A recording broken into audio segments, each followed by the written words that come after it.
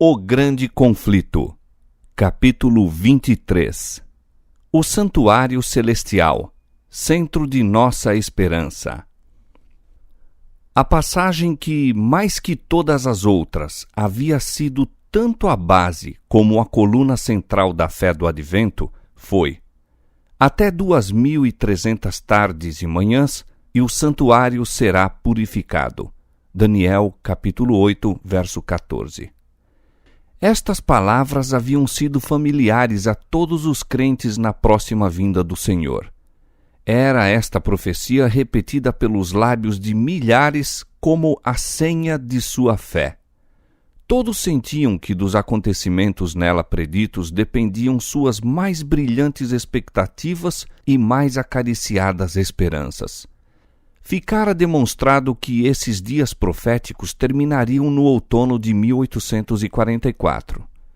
Em conformidade com o resto do mundo cristão, os adventistas admitiam, nesse tempo, que a terra, ou alguma parte dela, era o santuário. Entendiam que a purificação do santuário fosse a purificação da terra pelos fogos do último grande dia e que ocorreria por ocasião do segundo advento. Daí a conclusão de que Cristo voltaria à Terra em 1844. Mas o tempo indicado passou e o Senhor não apareceu. Os crentes sabiam que a palavra de Deus não poderia falhar. Deveria haver engano na interpretação da profecia. Onde, porém, estava o engano? Muitos cortaram temerariamente o nó da dificuldade, negando que os 2.300 dias terminassem em 1844. Nenhuma razão se poderia dar para isto, a não ser que Cristo não viera na ocasião em que o esperavam. Argumentavam que, se os dias proféticos houvessem terminado em 1844, Cristo teria então voltado para purificar o santuário mediante a purificação da terra pelo fogo. E, visto que ele não aparecera, os dias não poderiam ter terminado. Aceitar esta conclusão equivalia a renunciar aos cômputos anteriores dos períodos proféticos. Verificara-se que os 2.300 dias começavam quando a ordem de Artaxerxes para a restauração e edificação de Jerusalém entrou em vigor no outono de 457 a.C. Tomando isto como ponto de partida, havia perfeita harmonia na aplicação de todos os acontecimentos preditos na explicação daquele período de Daniel, capítulo 9, versos 25 a 27.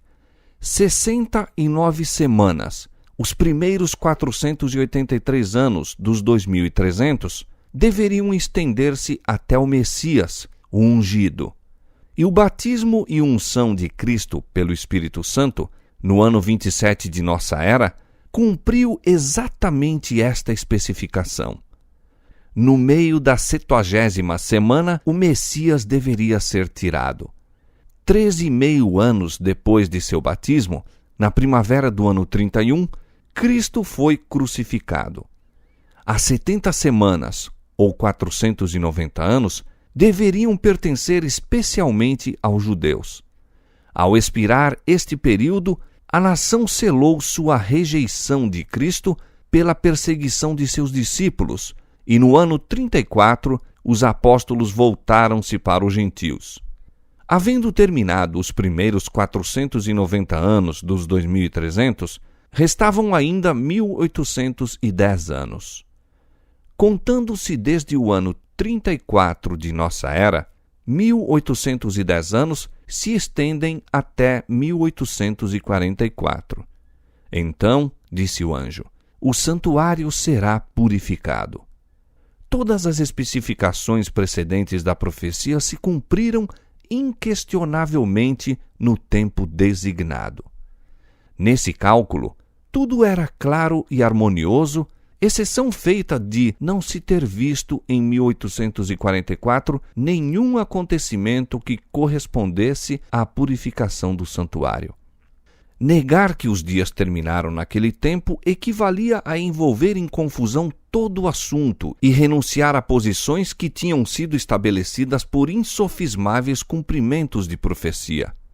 Deus, porém, estivera a dirigir o seu povo no grande movimento adventista. Seu poder e glória haviam acompanhado a obra e ele não permitiria que ela finalizasse em trevas e desapontamento para que fosse vituperada como falsa excitação fanática. Não deixaria sua palavra envolta em dúvida e incerteza. Posto que muitos abandonassem a anterior contagem dos períodos proféticos, negando a exatidão do movimento nela baseado, outros não estavam dispostos a renunciar a pontos de fé e experiência que eram apoiados pelas Escrituras e pelo testemunho do Espírito de Deus. Criam ter adotado, no estudo das profecias, sólidos princípios de interpretação, sendo o seu dever reter firmemente as verdades já adquiridas e continuar o mesmo método de exame bíblico. Com fervorosa oração, examinaram sua atitude e estudaram as Escrituras para descobrir onde haviam errado. Como não pudessem ver engano algum no cômputo dos períodos proféticos, foram levados a examinar mais particularmente o assunto do santuário. Aprenderam em suas investigações que não há nas Escrituras prova que apoie a ideia popular de que a terra é o santuário. Acharam, porém, na Bíblia, uma completa explicação do assunto do santuário quanto à sua natureza, localização e serviços, sendo o testemunho dos escritores sagrados tão claro e amplo que punha o assunto acima de qualquer dúvida. O apóstolo Paulo, na Epístola aos Hebreus, diz: Ora, também o primeiro tinha ordenanças de culto divino e um santuário terrestre, porque um tabernáculo estava preparado, o primeiro, em que havia o candeeiro e a mesa e os pães da proposição, ao que se chama santuário. Mas depois do segundo véu estava o tabernáculo, que se chama o Santo dos Santos, que tinha um incensário de ouro e a arca do concerto, coberta de ouro toda em redor, em que estava um vaso de ouro, que continha o maná e a vara de Arão que tinha florescido e as tábuas do concerto, e sobre a arca os querubins da glória que faziam sombra no propiciatório. Hebreus capítulo 9, versos 1 a 5. O santuário a que Paulo aqui se refere era o tabernáculo construído por Moisés, por ordem de Deus, como a morada terrestre do Altíssimo. E me farão um santuário e habitarei no meio deles. Êxodo 25, 8. Foi a determinação de Deus a Moisés, enquanto este se achava com ele no monte. Os israelitas estavam a jornadear pelo deserto, e o tabernáculo foi construído de maneira que pudesse ser levado de um lugar para outro.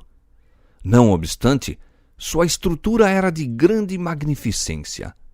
As paredes eram feitas de tábuas em sentido vertical, ricamente chapeadas de ouro e colocadas em encaixes de prata, enquanto o teto se compunha de uma série de cortinas ou coberturas, sendo as de fora de peles e as do interior de linho fino, belamente trabalhado com figuras de querubins. Além do pátio exterior, onde estava o altar das ofertas queimadas, consistia o tabernáculo, propriamente dito, em 2 compartimentos chamados o Lugar Santo e o Lugar Santíssimo, separados por uma rica e bela cortina ou véu. Um véu idêntico cerrava a entrada ao primeiro compartimento. No Lugar Santo estava o castiçal, do lado sul, com 7 lâmpadas a iluminar o santuário, tanto de dia como de noite, e diante do véu, que separava o lugar santo do Santíssimo, o altar de ouro para o incenso, do qual a fragrante nuvem com as orações de Israel ascendia diariamente à presença de Deus.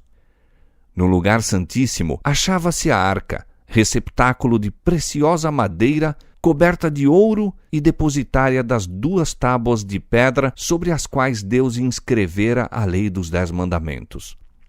Acima da arca e formando a cobertura desse receptáculo sagrado, estava o propiciatório, magnificente obra de artífice encimada por 2 querubins, um de cada lado, e tudo trabalhado em ouro maciço. Neste compartimento, a presença divina se manifestava na nuvem de glória entre os querubins.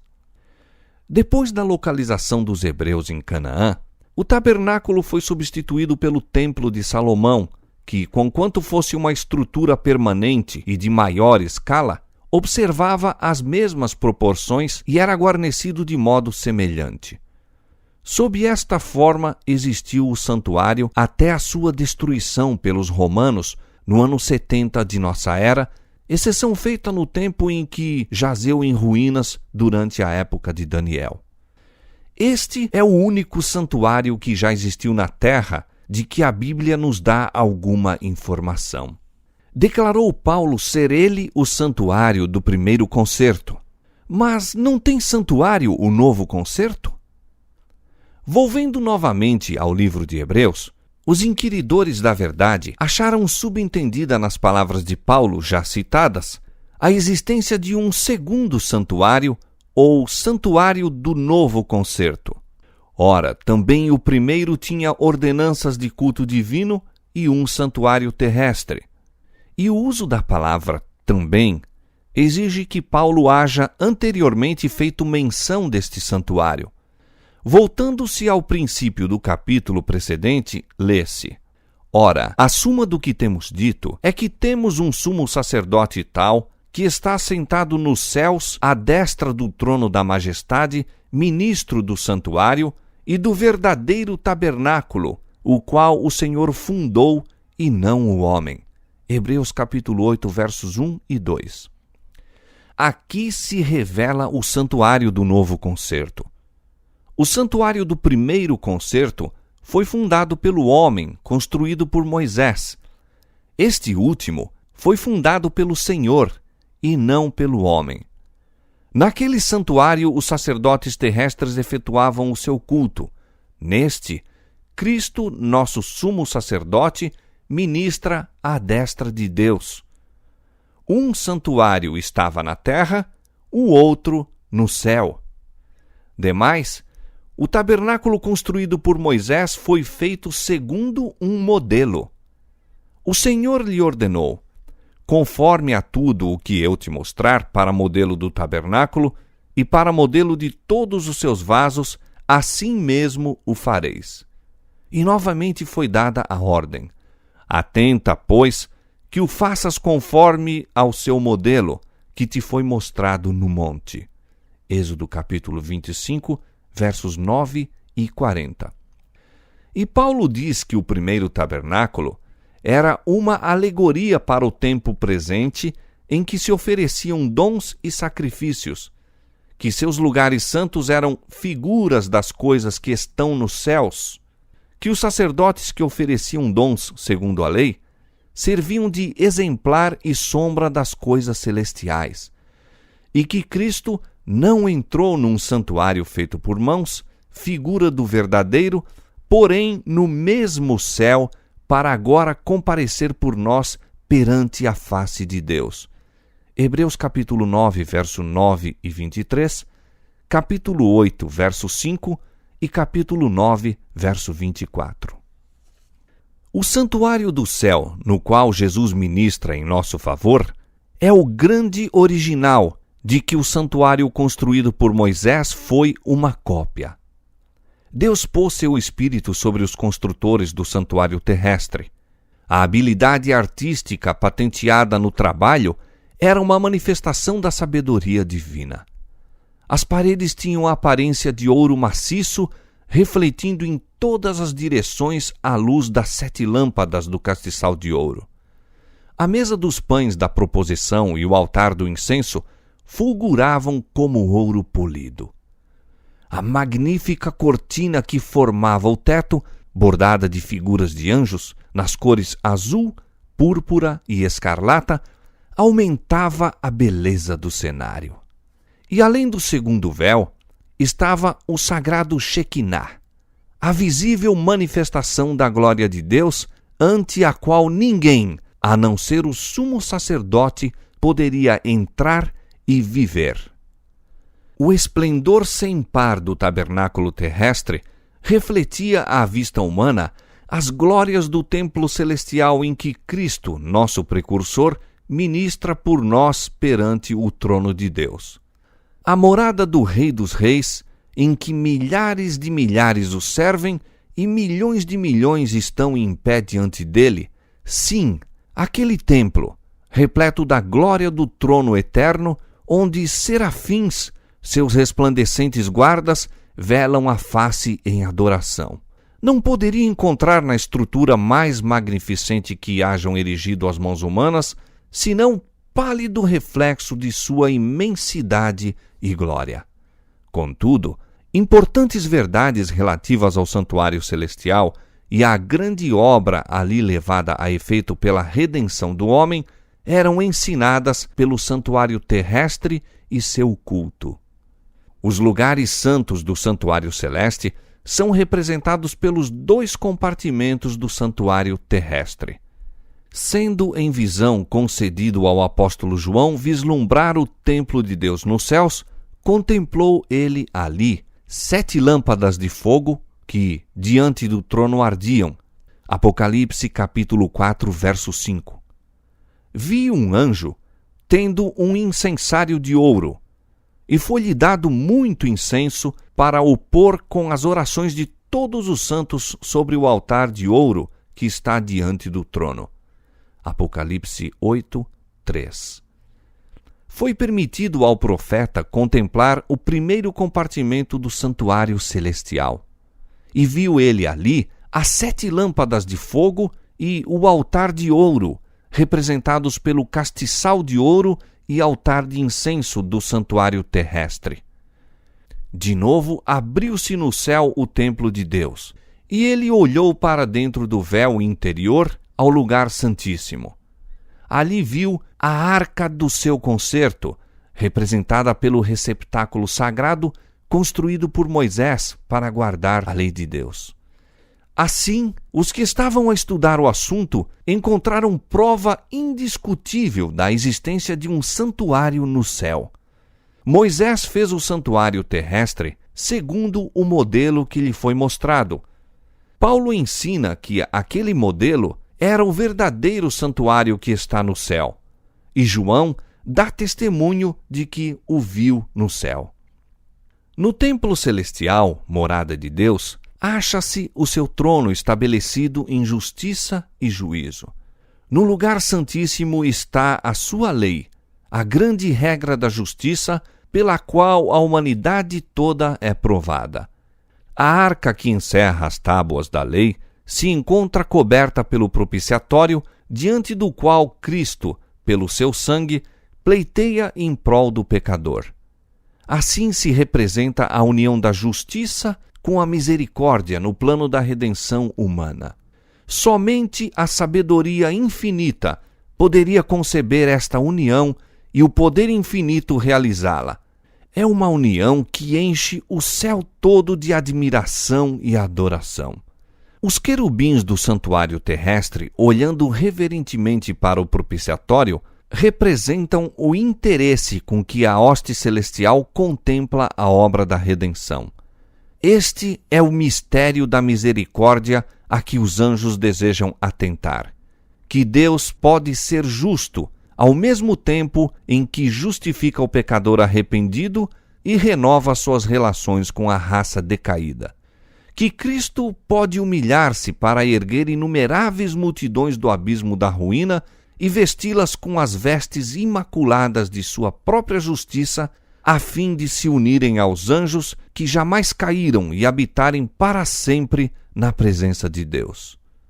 A obra de Cristo como intercessor do homem é apresentada na bela profecia de Zacarias, relativa àquele cujo nome é Renovo. Diz o profeta: Ele mesmo edificará o templo do Senhor e levará a glória e assentar-se-á e dominará no seu trono e será sacerdote no seu trono e conselho de paz haverá entre eles ambos. Zacarias 6, 13. Ele mesmo edificará o templo do Senhor. Pelo seu sacrifício e mediação, Cristo é tanto o fundamento como o edificador da Igreja de Deus.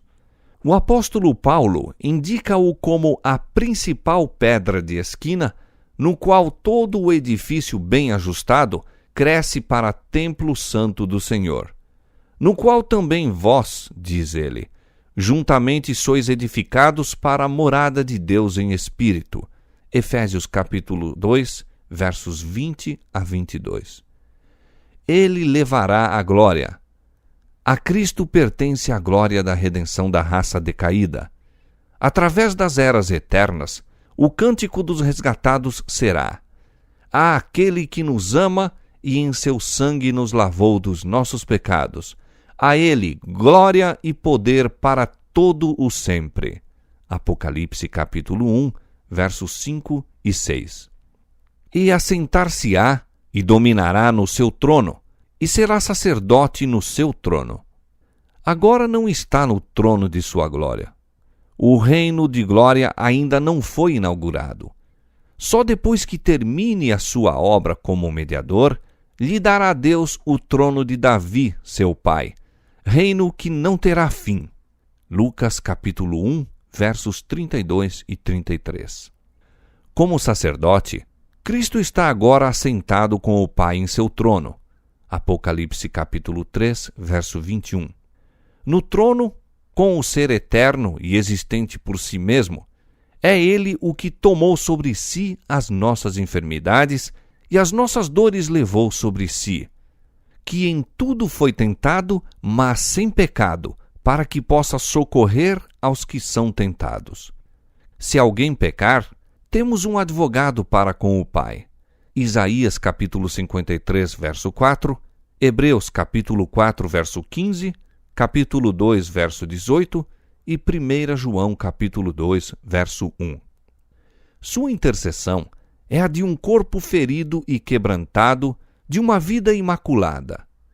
As mãos feridas, o lado traspassado, os pés cravejados, pleiteiam pelo homem decaído, cuja redenção foi comprada com tão infinito preço. E conselho de paz haverá entre eles ambos. O amor do Pai, não menos que o do Filho, é o fundamento da salvação para a raça perdida. Disse Jesus aos discípulos antes de se retirar deles: Não vos digo que eu rogarei por vós ao Pai, pois o mesmo Pai vos ama. João capítulo 16, versos 26 e 27. Deus estava em Cristo reconciliando consigo o mundo. 2 Coríntios 5, 19. E no ministério do santuário, no céu, conselho de paz haverá entre eles ambos. Deus amou o mundo de tal maneira que deu o seu Filho unigênito, para que todo aquele que nele crê não pereça, mas tenha a vida eterna. João capítulo 3, verso 16. A pergunta, que é o santuário, é claramente respondida nas Escrituras. O termo santuário, conforme é empregado na Bíblia, refere-se primeiramente ao tabernáculo construído por Moisés, como figura das coisas celestiais, e, em segundo lugar, ao verdadeiro tabernáculo, no céu, para o qual o santuário terrestre apontava. A morte de Cristo terminou o serviço típico.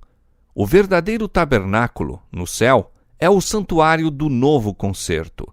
E, como a profecia de Daniel, capítulo 8, verso 14, se cumpre nesta dispensação, o santuário a que ela se refere deve ser o santuário do novo concerto. Ao terminarem os 2.300 dias, em 1844, já por muitos séculos não havia santuário sobre a terra. Destarte, a profecia, até 2.300 tardes e manhãs e o santuário será purificado, aponta inquestionavelmente para o santuário do céu. A questão mais importante, porém, ainda está para ser respondida. Que é a purificação do santuário? Que houve tal cerimônia com referência ao santuário terrestre, acha-se declarado nas Escrituras do Velho Testamento. Mas poderá, no céu, haver alguma coisa a ser purificada? No capítulo 9 de Hebreus, a purificação do santuário terrestre, bem como a do celestial, encontra-se plenamente ensinada. Quase todas as coisas, segundo a lei, se purificam com sangue, e sem derramamento de sangue não há remissão. De sorte que era bem necessário que as figuras das coisas que estão no céu assim se purificassem, com sangue de animais. Mas as próprias coisas celestiais, com sacrifícios melhores do que estes, ou seja, com o precioso sangue de Cristo. Hebreus capítulo 9, versos 22 e 23. A purificação, tanto no serviço típico como no real, deveria executar-se com sangue. No primeiro, com sangue de animais. No último, com o sangue de Cristo. Paulo declara, como razão por que esta purificação deve ser efetuada com sangue, que sem derramamento de sangue não há remissão. Remissão, ou ato de lançar fora o pecado, é a obra a efetuar-se. Mas como poderia haver pecado em relação com o santuário, quer no céu, quer na terra? Isto se pode compreender por uma referência ao culto simbólico, pois que os sacerdotes que oficiavam na terra serviam de exemplar e sombra das coisas celestiais. Hebreus 8:5. O serviço no santuário terrestre dividia-se em duas partes. Os sacerdotes ministravam diariamente no lugar santo, ao passo que, uma vez ao ano, o sumo sacerdote efetuava uma obra especial de expiação no lugar santíssimo para a purificação do santuário. Dia após dia, o pecador arrependido levava sua oferta à porta do tabernáculo e, colocando a mão sobre a cabeça da vítima, confessava seus pecados, transferindo-os assim, figuradamente, de si para o sacrifício inocente. O animal era então morto. Sem derramamento de sangue, diz o apóstolo, não há remissão de pecado. A vida da carne está no sangue. Levítico 17:11. A lei de Deus, sendo violada, exige a vida do transgressor. O sangue, representando a vida que o pecador perdera, pecador cuja culpa a vítima arrostava, era levado pelo sacerdote ao lugar santo e aspergido diante do véu, atrás do qual estava a arca, contendo a lei que o pecador transgredira. Por esta cerimônia, o pecado transferia-se mediante o sangue, em figura, para o santuário. Em alguns casos, o sangue não era levado para o lugar santo, mas a carne deveria então ser comida pelo sacerdote, conforme Moisés determinou aos filhos de Arão, dizendo: O Senhor deu a vós para que levasseis a iniquidade da congregação. Levítico 10:17. Ambas as cerimônias simbolizavam, de igual modo, a transferência do pecado do penitente para o santuário. Esta era a obra que, dia após dia, se prolongava por todo o ano. Os pecados de Israel eram assim transferidos para o santuário e uma obra especial se tornava necessária para sua remoção. Deus ordenou que fosse feita expiação para cada um dos compartimentos sagrados. Fará expiação pelo santuário por causa das imundícias dos filhos de Israel e das suas transgressões, segundo todos os seus pecados. E assim fará para a tenda da congregação, que mora com eles no meio das suas imundícias. Devia também ser feita expiação pelo altar, para o purificar e santificar das imundícias dos filhos de Israel. Levítico capítulo 16, versos 16 e 19. Uma vez por ano, no grande dia da expiação, o sacerdote entrava no lugar santíssimo para a purificação do santuário. A obra ali efetuada completava o ciclo anual do ministério. No dia da expiação, 2 bodes eram trazidos à porta do tabernáculo e lançavam-se sortes sobre eles, uma sorte pelo Senhor e a outra sorte pelo bode emissário. Levítico capítulo 16, verso 8. O bode sobre o qual caía a sorte do Senhor deveria ser morto como oferta pelo pecado do povo. E devia o sacerdote trazer o sangue do bode para dentro do véu e aspergi-lo sobre o propiciatório e diante do propiciatório. Devia também aspergir o sangue sobre o altar de incenso que estava diante do véu. E Arão porá ambas as suas mãos sobre a cabeça do bode vivo, e sobre ele confessará todas as iniquidades dos filhos de Israel e todas as suas transgressões, segundo todos os seus pecados. E os porá sobre a cabeça do bode, e enviá-lo-á ao deserto pela mão de um homem designado para isso. Assim, aquele bode levará sobre si todas as iniquidades deles à terra solitária. Levítico capítulo 16, verso 21 e 22. O bode emissário não mais vinha ao acampamento de Israel e exigia-se que o homem que o levara lavasse com água a si e suas vestes antes de voltar ao acampamento. Toda esta cerimônia tinha por fim impressionar os israelitas com a santidade de Deus e o seu horror ao pecado. E demais, mostrar-lhes que não poderiam entrar em contato com o pecado sem se poluir. Exigia-se que, enquanto a obra de expiação se efetuava, cada homem afligisse a alma. Todas as ocupações deviam ser postas de parte e toda a congregação de Israel passar o dia em solene humilhação diante de Deus, com oração, jejum e profundo exame de coração. Importantes verdades concernentes à expiação eram ensinadas pelo culto típico. Um substituto era aceito em lugar do pecador, mas o pecado não se cancelava pelo sangue da vítima. Provia-se desta maneira um meio pelo qual era transferido para o santuário. Pelo oferecimento do sangue, o pecador reconhecia a autoridade da lei, confessava sua culpa na transgressão e exprimia o desejo de perdão pela fé num Redentor vindouro. Mas não ficava ainda inteiramente livre da condenação da lei. No dia da expiação, o sumo sacerdote, havendo tomado uma oferta da congregação, entrava no lugar santíssimo com o sangue desta oferta e o aspergia sobre o propiciatório, diretamente sobre a lei, para satisfazer as suas reivindicações. Então, em caráter de mediador, tomava sobre si os pecados e os retirava do santuário.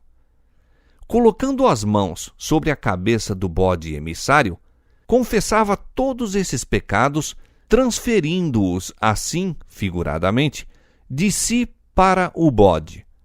Este os levava então e eram considerados como para sempre separados do povo. Tal era o serviço efetuado como exemplar e sombra das coisas celestiais. E o que fazia tipicamente no ministério do santuário terrestre é feito na realidade no ministério do santuário celestial. Depois de sua ascensão, começou nosso Salvador a obra como nosso sumo sacerdote. Diz Paulo: Cristo não entrou num santuário feito por mãos, figura do verdadeiro, porém no mesmo céu, para agora comparecer por nós perante a face de Deus. Hebreus capítulo 9, verso 24. O ministério do sacerdote, durante o ano todo, no primeiro compartimento do santuário, para dentro do véu que formava a porta e separava o lugar santo do pátio externo, representa o ministério em que entrou Cristo ao ascender ao céu. Era a obra do sacerdote no ministério diário, a fim de apresentar perante Deus o sangue da oferta pelo pecado, bem como o incenso que acendia com as orações de Israel. Assim pleiteava Cristo com seu sangue perante o Pai, em favor dos pecadores, apresentando também, com o precioso aroma de sua justiça, as orações dos crentes arrependidos. Esta era a obra ministerial no primeiro compartimento do santuário celeste. Para ali, a fé dos discípulos acompanhou a Cristo, quando, diante de seus olhos, ele ascendeu. Ali se centralizara sua esperança, e esta esperança, diz Paulo, temos como âncora da alma segura e firme, e que penetra até o interior do véu, onde Jesus, nosso precursor, entrou por nós, feito eternamente sumo sacerdote. Nem por sangue de bodes e bezerros, mas por seu próprio sangue entrou uma vez no santuário, havendo efetuado uma eterna redenção. Hebreus capítulo 6, verso 19 e 20, capítulo 9, verso 12. Durante 18 séculos, este ministério continuou no primeiro compartimento do santuário. O sangue de Cristo, oferecido em favor dos crentes arrependidos, assegurava-lhes perdão e aceitação perante o Pai. Contudo, ainda permaneciam seus pecados nos livros de registro. Como no serviço típico havia uma expiação ao fim do ano, semelhantemente, antes que se complete a obra de Cristo para a redenção do homem, há também uma expiação para tirar o pecado do santuário. Este é o serviço iniciado quando terminaram os 2300 dias.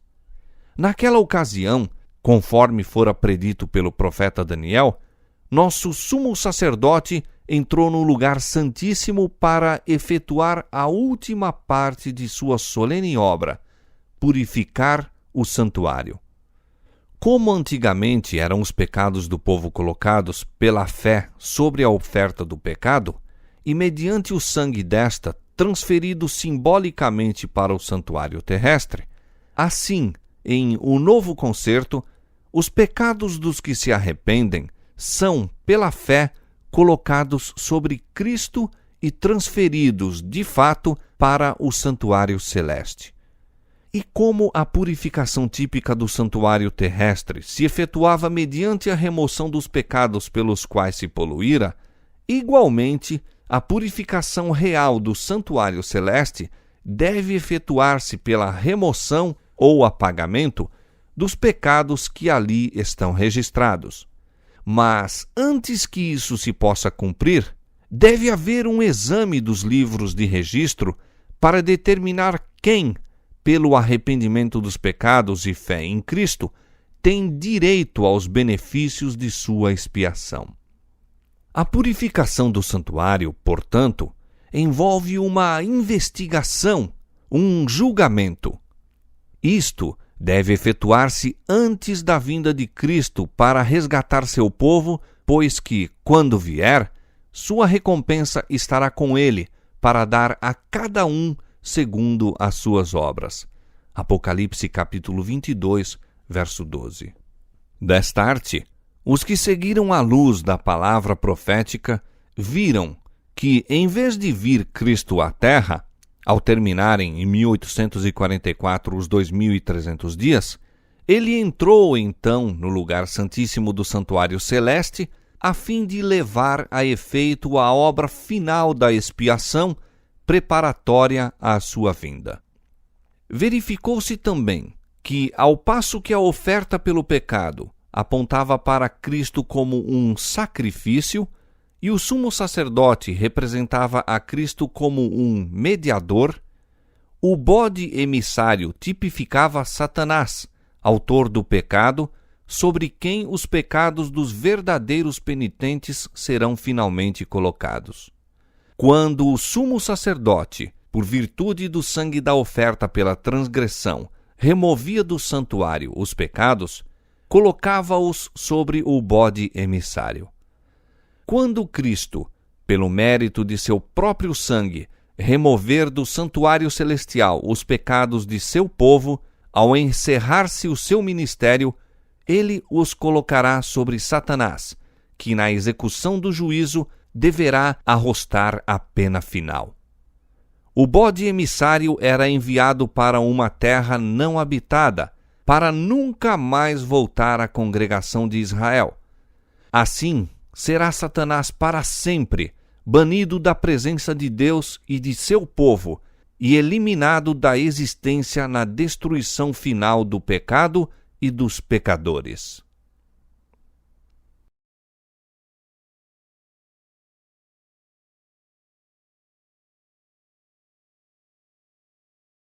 O Grande Conflito, capítulo 24. Quando começa o julgamento divino? O assunto do santuário foi a chave que desvendou o mistério do desapontamento de 1844. Revelou um conjunto completo de verdades ligadas harmoniosamente entre si e mostrando que a mão de Deus dirigira o grande movimento do advento e apontara novos deveres ao trazer a lume a posição e obra de seu povo. Como os discípulos de Jesus, depois da terrível noite de sua angústia e desapontamento, alegraram-se muito ao verem o Senhor, assim se regozijaram então os que pela fé haviam aguardado o segundo advento. Esperavam que ele aparecesse em glória para dar a recompensa a seus servos. Vendo frustradas suas esperanças, perderam de vista a Jesus e, como Maria, junto ao sepulcro, exclamaram: levaram o meu Senhor e não sei onde o puseram. Então, no lugar santíssimo, contemplaram de novo seu compassivo sumo sacerdote, prestes a aparecer como Rei e Libertador. A luz proveniente do santuário iluminou o passado, o presente e o futuro. Souberam que Deus os havia guiado por sua providência infalível. Se bem que, como aconteceu aos primeiros discípulos, não compreendessem a mensagem por eles mesmos comunicada, era esta, no entanto, correta a todos os respeitos. Proclamando-a, tinham cumprido o propósito de Deus e seu trabalho não havia sido em vão no Senhor. De novo gerados para uma viva esperança, regozijavam-se com gozo inefável e glorioso. Tanto a profecia de Daniel, capítulo 8, verso 14, até 2.300 tardes e manhãs e o santuário será purificado, como a mensagem do primeiro anjo, temei a Deus e dá-lhe glória, porque vinda é a hora do seu juízo, indicavam o ministério de Cristo no lugar santíssimo, o juízo investigativo e não a vinda de Cristo para resgatar o seu povo e destruir os ímpios. O engano fora, não na contagem dos períodos proféticos, mas no acontecimento a ocorrer no fim dos 2.300 dias. Por este erro, os crentes sofreram desapontamento. Entretanto, cumprira-se tudo o que estava predito pela profecia e que podiam eles com autoridade bíblica esperar. Ao mesmo tempo em que lamentavam a derrocada de suas esperanças, transcorrera o acontecimento que fora predito pela mensagem e que deveria cumprir-se antes que o Senhor aparecesse para recompensar a seus servos. Cristo aparecera não à terra, como esperavam, mas conforme fora prefigurado tipicamente, ao lugar santíssimo do templo de Deus, no céu. É ele representado pelo profeta Daniel como estando a vir, nesse tempo, ao ancião de dias. Eu estava olhando nas minhas visões da noite, e eis que vinha nas nuvens do céu um como o Filho do Homem, e dirigiu-se não à terra, mas ao ancião de dias, e o fizeram chegar até ele. Daniel capítulo 7, verso 13. Esta vinda é também predita pelo profeta Malaquias. De repente virá ao seu templo o Senhor, a quem vós buscais, o anjo do concerto, a quem vós desejais. Eis que vem, diz o Senhor dos Exércitos. Malaquias capítulo 3, verso 1. A vinda do Senhor a seu templo foi súbita, inesperada para seu povo. Não o buscaram ali. Esperavam que viesse à terra, como labareda de fogo, tomando vingança dos que não conhecem a Deus e dos que não obedecem ao Evangelho. 2 Tessalonicenses, capítulo 1, verso 8. O povo, porém, ainda não estava preparado para encontrar com o Senhor. Ser-lhes-ia proporcionada luz, dirigindo-lhes a mente ao templo de Deus no céu. E, ao seguirem eles pela fé ao sumo sacerdote em seu ministério ali, novos deveres seriam revelados. Outra mensagem de advertência e instrução deveria dar-se à Igreja. Quando ela se houver realizado, os seguidores de Cristo estarão prontos para o seu aparecimento. E a oferta de Judá e de Jerusalém será suave ao Senhor, como nos dias antigos e como nos primeiros anos. Malaquias capítulo 3, verso 4. Então, a igreja que nosso Senhor deve receber para si, a sua vinda, será a igreja gloriosa, sem mácula, sem ruga, nem coisa semelhante. Efésios capítulo 5, verso 27. Então ela aparecerá como a alva do dia, formosa como a lua, brilhante como o sol, formidável como um exército com bandeiras. Cantares de Salomão, capítulo 6, verso 10. Diz o profeta: quem suportará o dia da sua vinda? E quem subsistirá quando ele aparecer? Porque ele será como o fogo do ourives e como o sabão dos lavandeiros. E assentar-se-á, afinando e purificando a prata. E purificará os filhos de Levi, e os afinará como ouro e como prata. Então ao Senhor trarão ofertas em justiça. Malaquias capítulo 3, versos 2 e 3. Os que estiverem vivendo sobre a terra, quando a intercessão de Cristo cessar no santuário celestial, deverão, sem mediador, estar em pé na presença do Deus Santo. Suas vestes devem estar imaculadas, o caráter liberto de pecado pelo sangue da aspersão. Mediante a graça de Deus e seu próprio esforço diligente, devem eles ser vencedores na batalha contra o mal. Enquanto o juízo de investigação prosseguir no céu, enquanto os pecados dos crentes arrependidos estão sendo removidos do santuário, deve haver uma obra especial de purificação ou de afastamento de pecado entre o povo de Deus na terra. Esta obra é mais claramente apresentada nas mensagens do capítulo 14 de Apocalipse. Além da vinda do Senhor a seu templo, Malaquias também prediz o segundo advento, sua vinda para a execução do juízo, nestas palavras: E chegar-me-ei a vós para juízo, serei uma testemunha veloz contra os feiticeiros e contra os adúlteros, e contra os que juram falsamente, e contra os que defraudam o jornaleiro, e pervertem o direito da viúva, e do órfão, e do estrangeiro, e não me temem, diz o Senhor dos Exércitos. Malaquias capítulo 3, verso 5. A mesma cena se refere Judas quando diz: Eis que é vindo o Senhor com milhares de seus santos, para fazer juízo contra todos e condenar dentre eles todos os ímpios por todas as suas obras de impiedade. Judas, versos 14 e 15. Esta vinda e a vinda do Senhor a seu templo são acontecimentos distintos e separados. A vinda de Cristo ao lugar santíssimo como nosso sumo sacerdote para a purificação do santuário, a que se faz referência em Daniel capítulo 8, verso 14, a vinda do Filho do Homem ao Ancião de Dias, conforme se acha apresentada em Daniel capítulo 7, verso 13, e a vinda do Senhor a seu templo, predita por Malaquias, são descrições do mesmo acontecimento. E isso é também apresentado pela vinda do esposo ao casamento, descrita por Cristo na parábola das 10 virgens de Mateus capítulo 25. A proclamação "Aí vem o esposo" foi feita no verão de 1844.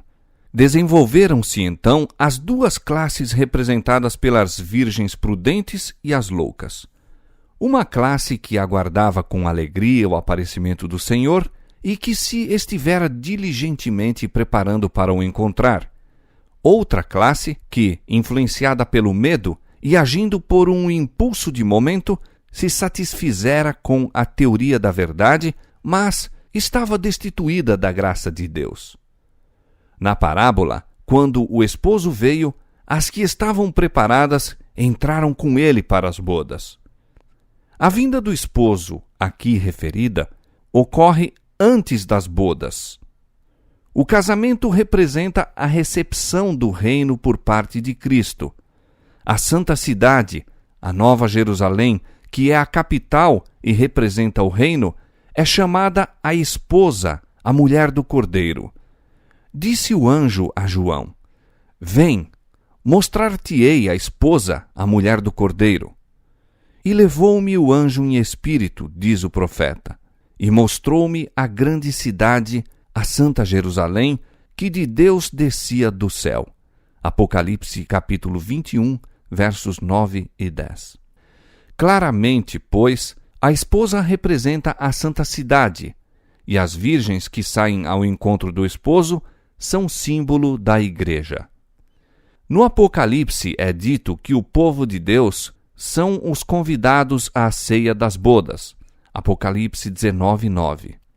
Se são convidados, não podem ser também representados pela esposa. Cristo, conforme foi declarado pelo profeta Daniel, receberá do ancião de dias, no céu, o domínio e a honra e o reino. Receberá a Nova Jerusalém, a capital de seu reino, adereçada como uma esposa ataviada para o seu marido.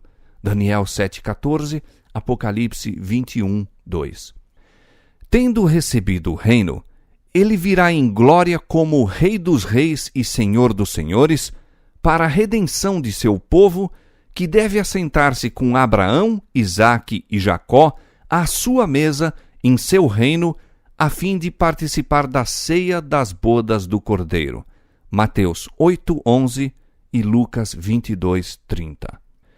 A proclamação "Aí vem o esposo", feita no verão de 1844, levou milhares a esperar o imediato advento do Senhor. No tempo indicado, o esposo veio, não para a terra, como o povo esperava, mas ao ancião de dias, no céu, às bodas, à recepção de seu reino. As que estavam preparadas entraram com ele para as bodas e fechou-se a porta.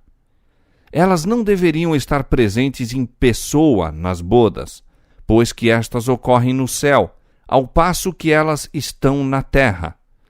Os seguidores de Cristo devem esperar o seu Senhor quando houver de voltar das bodas. Lucas 12:36.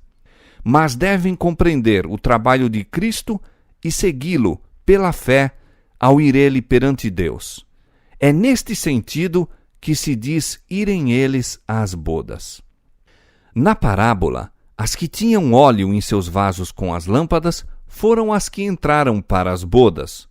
Os que, com conhecimento da verdade pelas Escrituras, tinham também o Espírito e graça de Deus, e que, na noite de sua amarga prova, esperavam pacientemente, examinando a Bíblia a fim de obterem mais clara luz, esses viram a verdade relativa ao santuário celestial e a mudança no ministério do Salvador e, pela fé, o acompanharam em sua obra naquele santuário. Todos os que, mediante o testemunho das Escrituras, aceitam as mesmas verdades, seguindo a Cristo pela fé, ao entrar ele à presença de Deus para efetuar a última obra de mediação e para, no final dela, receber o seu reino, todos esses são representados como estando a ir às bodas. A mesma figura do casamento é apresentada na parábola do capítulo 22 de Mateus, onde claramente se representa o juízo de investigação como ocorrendo antes das bodas.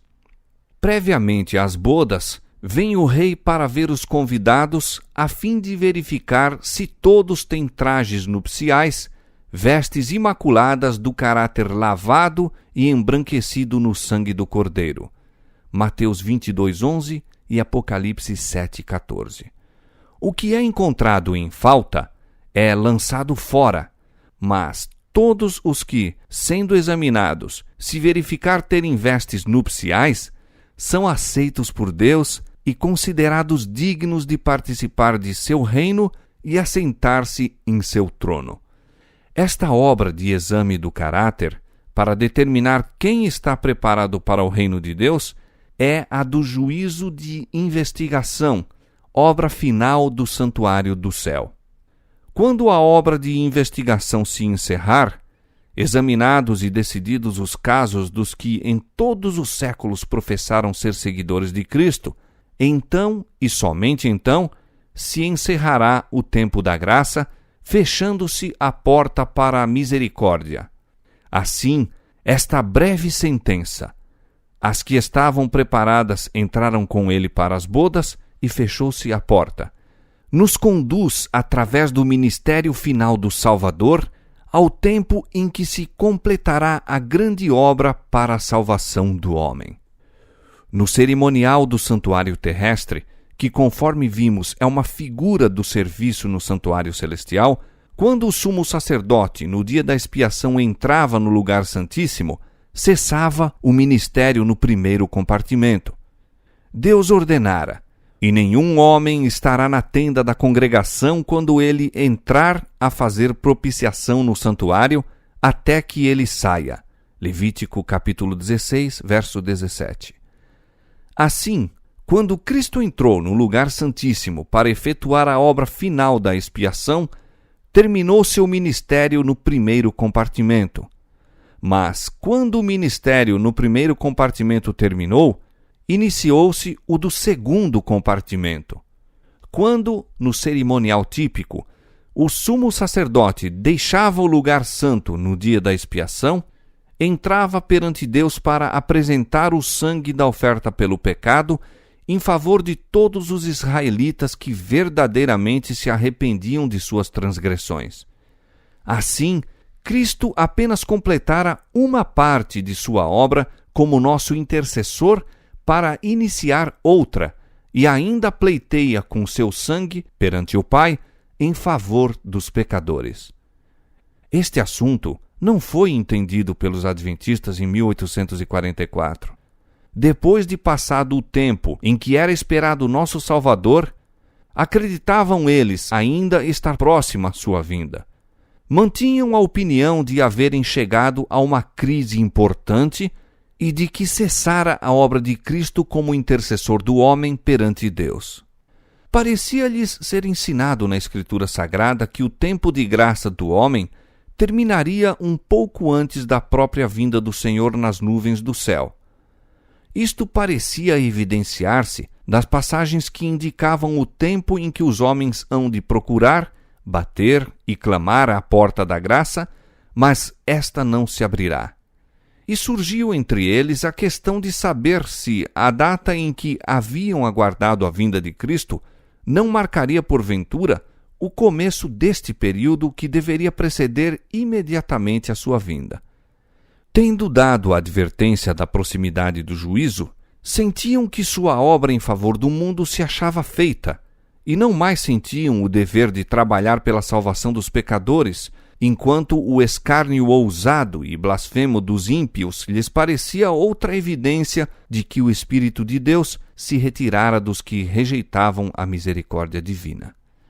Tudo isto os confirmava na crença de que o tempo da graça findara, ou, como eles então o exprimiam, a porta da graça se fechara. Uma luz mais clara, porém, surgiu pela investigação do assunto do santuário. Viam agora que estavam certos em crer que o fim dos 2.300 dias em 1844 assinalava uma crise importante. Mas, conquanto fosse verdade que se achasse fechada a porta da esperança e graça pela qual os homens durante 1.800 anos encontraram acesso a Deus, outra porta se abrira, e oferecia-se o perdão dos pecados aos homens mediante a intercessão de Cristo no lugar santíssimo. Encerrara-se uma parte de seu ministério apenas para dar lugar a outra. Havia ainda uma porta aberta para o santuário celestial, onde Cristo estava a ministrar pelo pecador. Via-se agora a aplicação das palavras de Cristo no Apocalipse dirigidas à igreja nesse mesmo tempo. Isto diz o que é santo, o que é verdadeiro, o que tem a chave de Davi, o que abre e ninguém fecha, e fecha e ninguém abre.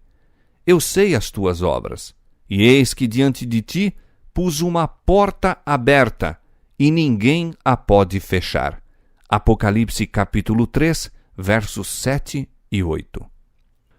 Os que, pela fé, seguem a Jesus na grande obra da expiação, recebem os benefícios de sua mediação em seu favor, enquanto os que rejeitam a luz apresentada neste ministério não são por ela beneficiados. Os judeus que rejeitaram a luz dada por ocasião do primeiro advento de Cristo e se recusaram a crer nele como Salvador do mundo, não poderiam receber o perdão por meio dele. Quando Jesus, depois da ascensão, pelo seu próprio sangue, entrou no santuário celestial, a fim de derramar sobre os discípulos as bênçãos de sua mediação, os judeus foram deixados em completas trevas, continuando com os sacrifícios e ofertas inúteis. O ministério dos tipos e sombras cessara. A porta pela qual anteriormente os homens encontravam o acesso a Deus não mais se achava aberta. Recusaram-se os judeus a buscá-lo pelo único meio por que poderia então ser encontrado, pelo ministério no santuário celestial. Não alcançaram, por conseguinte, comunhão com Deus. Para eles, a porta estava fechada. Não conheciam a Cristo como o verdadeiro sacrifício e o único mediador perante Deus. Daí, o não poderem receber os benefícios de sua mediação. O estado dos judeus incrédulos ilustra a condição dos indiferentes e incrédulos entre os professos cristãos que voluntariamente ignoram a obra de nosso misericordioso sumo sacerdote. No cerimonial típico, quando o sumo sacerdote entrava no lugar santíssimo, exigia-se de todos os israelitas que se reunissem em redor do santuário e do modo mais solene humilhassem a alma perante Deus, para que recebessem o perdão dos pecados e não fossem extirpados da congregação. Quanto mais importante não é que neste dia antitípico da expiação compreendamos a obra de nosso sumo sacerdote e saibamos quais os deveres que de nós se requerem. Os homens não podem impunemente rejeitar as advertências que Deus, em sua misericórdia, lhes envia. No tempo de Noé, uma mensagem do céu foi endereçada ao mundo, e a salvação do povo dependia da maneira como a recebesse.